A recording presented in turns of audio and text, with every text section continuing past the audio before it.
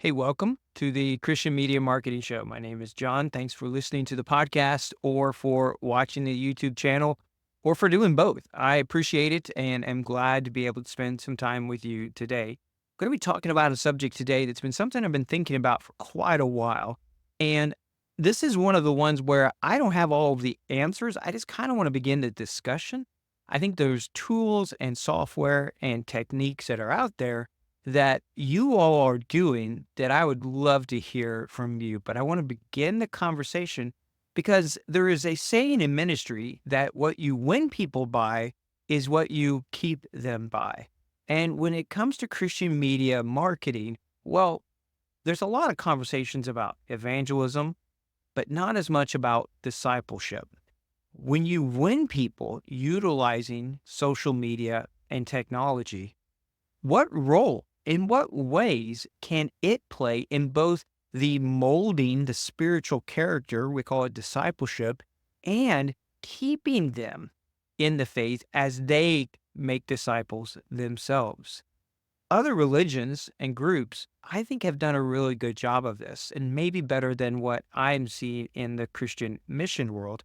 And so I want to begin this conversation looking at two key concepts then, the idea of molding and holding. Let's jump into it together. All right. When it comes to just discipleship and using technology, I think that we really need to rally around this idea that technology can play a part in the full missionary task. So before we go to the field, once we enter a field to do evangelism, to do discipleship, to do leadership formation, church formation, even if and when you leave the field, if you are an expat, technology can play a part in that. That's our 21st century world. Technology plays a part in everything. And so, yes, we do have a physical presence, but we also can have a digital presence as well. And so, seeing these two things come together, at times, digital may lead, at other times, it is the physical. And part of what has happened when it comes to the idea of leveraging media for movements and to movements and DMM and all of that is that what gets really celebrated a lot and pushed a lot is quickly get offline as fast as you can. But I want to kick back against that a little bit. Not that I don't think that that's the ultimate goal. I think it is to be face to face, if at all possible, with people. We want to see people being able to be together and to see people being the body of Christ together, being the church that is like Christ together. But technology can still play a part, and the speed of that moving from online to offline will vary a lot depending upon the location, but also just depending upon those whom you are ministering to, those in your context. So let's figure out and talk through just a little bit here, beginning this conversation about leveraging technology and social media for ministry, specifically when it comes to molding and then holding that person and helping them grow in their faith. When we're talking about molding, its idea is building here. All right. And so it's the idea when you have wax that you have to melt that wax and then you put it into a mold. It takes on the form, the shape of what it is that you are getting into it. So it needs to be melted and it needs to be molded. So this building, this discipleship and this formation part of what you and I do, technology can play a part with that. And as I said in the beginning here, I don't have all the pieces and all the software. It's more of a rallying cry to think about this. And if this is a place where you do these kind of things, to offer up what you have to the broader digital discipleship and evangelism and leadership and all of these different types of areas, really providing it to these networks that are out there. And so when it comes to this idea of molding, of building them, there's a few areas where I think we need to really lean into and do better.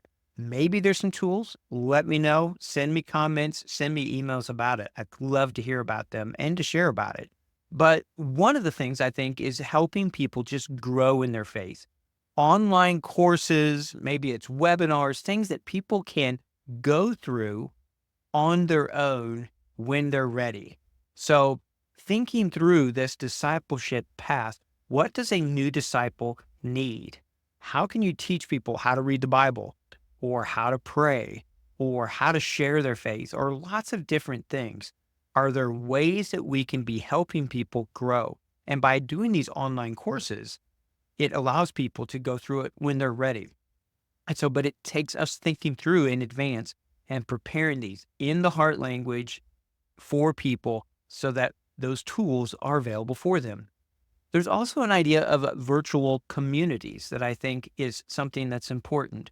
There are groups already like this. There are already virtual communities that rally around different subjects, different types of experiences, different sporting teams, you name it. So when it comes to our faith, why not there as well? So these online groups that can be for Bible study, could be for prayer. I know of one group that's working in India and it's all local people, and this is a big part of their ministry is an online prayer group. There's another one working with our DJI, our Discover Jesus initiative. And these online groups are almost an entry level in then to the offline gatherings. And so a prayer group or a Bible study or different types of trainings, it could be things like helping people work through trauma. There's lots of different ways. All right. So just different types of groups that people can gather and become a part of. So online training, online groups, and then using technology to do digital mentorship, reaching out, texting people, FaceTiming with them, connecting these new believers to others who can mentor them. As the body begins to grow in your context, as more and more people come to faith, we need to connect those who are more mature in the faith, who have been walking with Christ for a while, connect them to those who are brand new. And so digital mentorship, digital discipleship, in essence, I think is one. And technology can help us a lot. That's already there with our phones, connecting people together.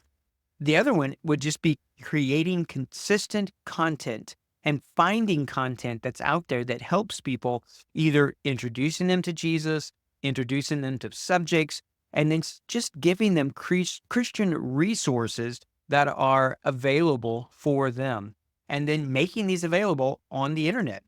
By doing this, whether it's on social media or on a website, wherever it's at, as people find these subjects that they have these questions about, then we make things searchable. This is why search engine optimization, this is why Google ads, pull ads can be very important. So creating content, training, courses, digital mentorship, digital groups, but Christian content is, I think, a really important thing that we can do to help us build out, to mold people, to help them begin to be like Jesus.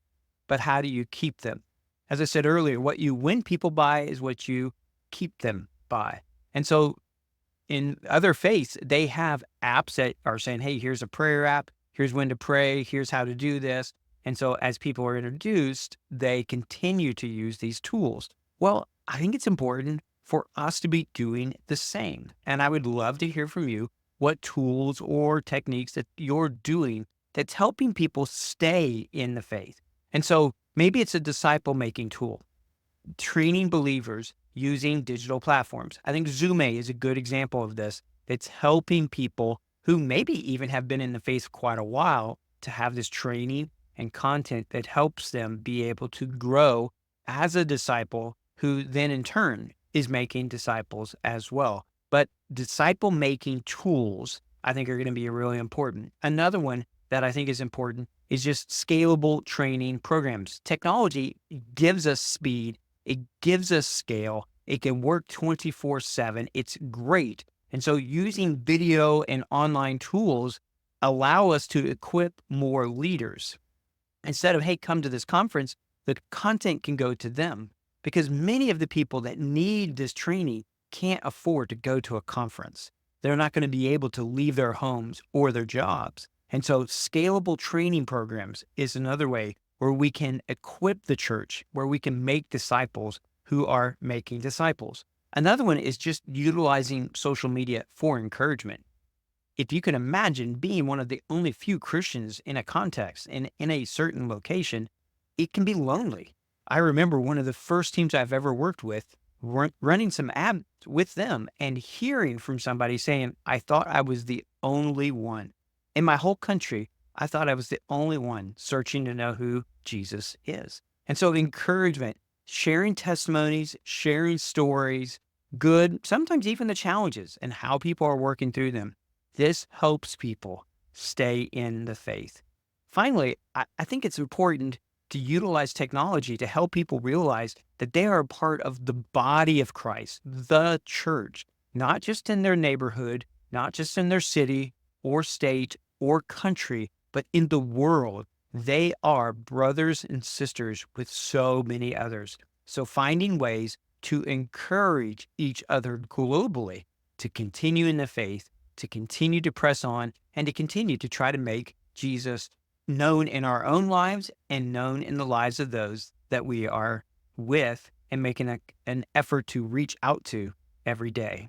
So those are some questions, some areas, maybe some ideas that I would love for you to be thinking through, to be praying about. And I would love to hear from you. If you have figured out some of this, if you have tools or trainings, or you're like, hey, we're doing all right on this, reach out. Let me know. I would love to be sharing what you have discovered. And I really hope that gets you thinking through not just evangelism and not just, hey, let's quickly get offline, but thinking through how technology can play a part in the continual building, growth, and just the holding, staying in the faith for those who are coming to faith in Jesus. All right. So keep thinking, keep praying, keep pressing forward, and we'll keep sharing answers together. Until next time, take care. May God bless all of your efforts to make his son known and to see the renewal of all things. Bye for now.